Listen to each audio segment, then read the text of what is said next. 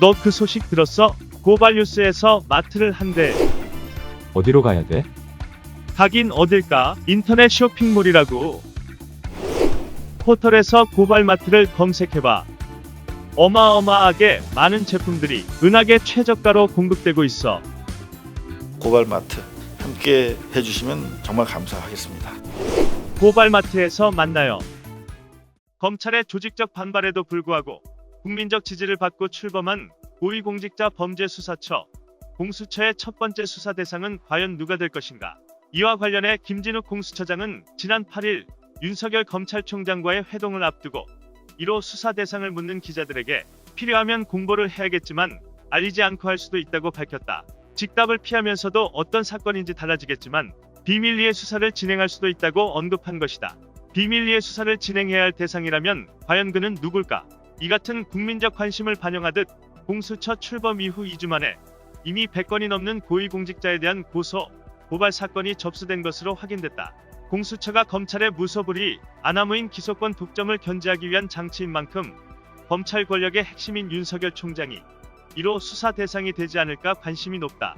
이런 가운데 사법정의 바로 세우기 시민행동 사세행이 지난 8일 윤석열 총장을 고발했다. 세간의 관측과 달리 장모 최모 씨나 아내 김건희 씨 관련 사건이 아니었다. 바로 옵티머스 사건 부실 수사와 관련된 혐의였다. 윤석열 총장이 서울중앙지검장 재직 시절 전파진흥원의 수사 의뢰에도 불구하고 석연치 않게 무혐의 처분을 내리는 바람에 이후 옵티머스에 투자한 개미들의 대규모 피해를 사실상 방조했다는 비판을 받고 있는 사안이다.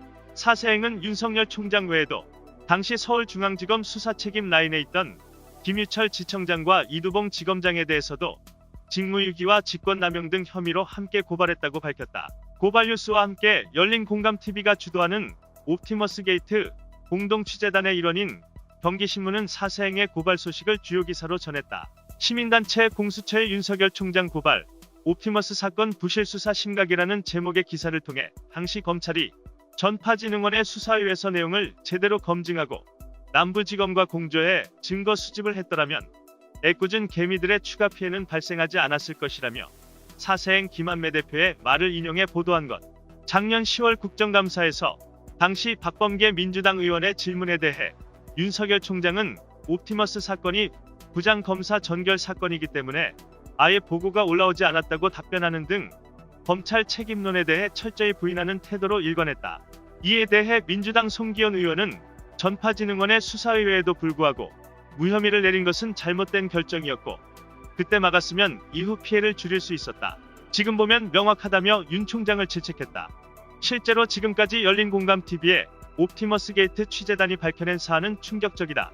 특검팀에서 윤석열과 함께 일했던 이규철 변호사가 옵티머스 측 변호를 맡아 당시 서울지검장이던 윤석열을 만났으며 두 사람이 만나고 다음 달인 2019년 5월 무혐의가 결정됐다는 것이다.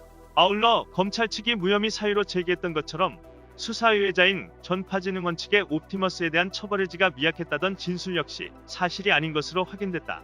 경향신문 현직 기자로 옵티머스 게이트 취재단을 이끌고 있는 강진구 기자는 당시 전파진흥원을 대리한 표재진 변호사와의 인터뷰를 통해 이 같은 사실을 밝혀냈다.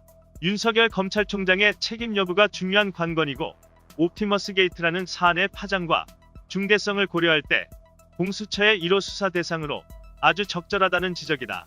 옵티머스 게이트 취재단에 대한 고소, 고발이 들어오고 있고 유무형의 압박이 이어지고 있지만 고발 뉴스를 포함한 취재단의 의지는 강구하다. 진실은 침몰하지 않는다. 이상 뉴스 검색이었습니다. 구독과 좋아요 부탁드립니다.